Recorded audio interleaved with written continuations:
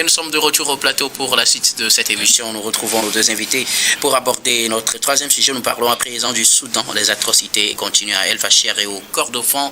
El Fasher était la dernière grande ville, un peu épargnée du Darfour, qui échappait au contrôle des FSR, les forces de soutien rapide, dans ce combat qu'ils mènent depuis plus de 2 ans maintenant contre les troupes gouvernementales, aux forces gouvernementales, disons-le comme cela. Exactement. Et El Fasher est tombé aux mains des FSR, mais avec beaucoup d'atrocités qui ont été dénoncées par la communauté internationale, l'Organisation des Nations Unies, et puis les humanitaires sont revenus à plusieurs fois dessus, mais aussi au-delà d'El Fasher, c'est la région du Kordofan qui aussi subit ces atrocités. Et le combat s'élargit d'une région à une autre. On sait que depuis cette prise du pouvoir par les militaires qui ont déposé le président de la transition, Abdallah Hamdok, les rivalités se sont accentuées entre les militaires et les paramilitaires, et finalement la guerre a du mal à cesser, mais c'est la population civile qui en paye le prix. Une guerre qui aussi est moins évoquée dans les médias que les autres guerres. Nous saisissons l'occasion aujourd'hui pour en parler avec nos invités. Je commence par vous, Maololo Samson Alidja. Les paramilitaires sont critiqués pour leurs actions dans le Kordofan et surtout à El Fasher au Darfour. Oui, je pense que sur ce point, nous allons accuser énormément l'Union africaine pour son inertie, son manque d'action et son manque de prospective sur la question soudanaise. En 2020, fin 2019-2020, il y a le représentant du Tchad à la tribune de l'ONU qui alertait contre le risque d'une déstabilisation générale du Sahel par rapport au retour des mercenaires soudanais qui étaient en Libye. Il a dit plusieurs fois, si ces gens-là reviennent, descendent vers le Soudan et le Tchad, ces deux pays risquent fort dans les années à venir. Je pense que ça est passé sous silence, ça a juste été une communication qui a été relayée, pas plus. Ces gens-là avaient été envoyés en Libye par l'actuel chef des forces de soutien rapide, qui était le parrain de ce groupe de mercenaires. Et c'était des anciens Janjaouides, parce qu'on se rappelle du génocide au Darfour, Oui. Où des tribus, des Noirs qui se pensent arabes, des Noirs arabes comme on le dit souvent, qui pensent qu'ils sont supérieurs aux Noirs qui ne sont pas arabes, et qui étaient armés par l'ancien président al-Bashir, parce que l'armée soudanaise était à un moment donné dépassée par la situation. On a vu des combats sur l'autre rive de Khartoum. Le Khartoum menaçait d'être prise. Donc on a armé des Janjaouides autour des chameaux pour aller combattre les tribus non arabes qui étaient au Darfour. Et après, la diplomatie américaine s'y est mêlée. Et comme tout ce que la diplomatie américaine a réussi à faire ne dure jamais, on a vu des chefs de guerre aller serrer la main de George Bush, et fils bien sûr, au niveau de Washington. On a vu des signatures d'accords, un peu comme ce que Trump veut essayer de nous vendre actuellement. Et la situation s'est un peu figée. Pas calmée, mais c'est un peu figée. Mais ces forces de soutien rapide n'ont pas été désarmées. Ils sont devenus un groupe de mercenaires qui ont été envoyés sur plusieurs champs d'opération pour aller tuer, pour vivre justement. Et à un moment donné, en Libye, quand la guerre a semblé se calmer un peu, ils sont revenus sur leur territoire et ont trouvé un accord pour en faire une sorte de second bras de l'armée. Jusqu'à ce que, en 2022, je pense, 2022-2023, la tension a commencé par s'accentuer entre l'armée régulière et les forces de soutien rapide, et on assiste aujourd'hui à la crise qu'on a actuellement. Depuis 500 jours, la ville d'El Fasher a été assiégée. Et depuis 500 jours, on n'a vu aucune action diplomatique, aucune action militaire de la part de l'Union africaine pour bloquer ce siège, alors qu'on savait très bien que ces gens-là étaient des gens motivés par une idéologie tribaliste raciste.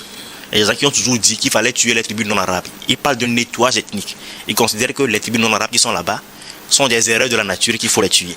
On a juste vu les vidéos du célèbre Abou Loulou qui massacrait les gens à cœur joie et se faisait filmer, même si ce matin on a annoncé son arrestation. Ce n'est qu'un bras armé. Abou Loulou ce n'est pas un ponte des RSF, ce n'est qu'un chef de commando qui s'est fait connaître pour des arrestations, mais le véritable responsable, c'est Dagalo, Hemeti, qui continue par voyager un peu partout, qui était encore, il n'y a pas de cela longtemps, un invité régulier de Nairobi, qui se promène un peu partout.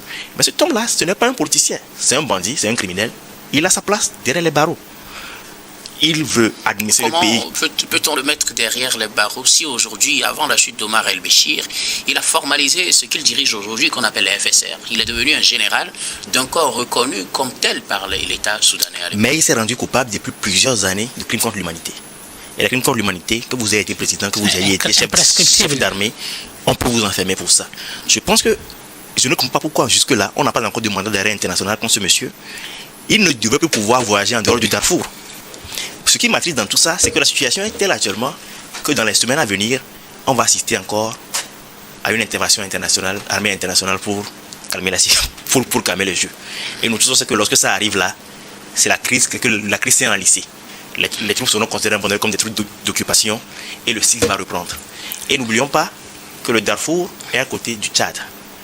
Et qu'actuellement, il y a de cela 2 semaines, 2 groupes rebelles, un groupe rebelle du sud du Tchad, un groupe rebelle du nord du Tchad, ont signé un accord pour combattre maintenant le régime d'Idriss Déby fils.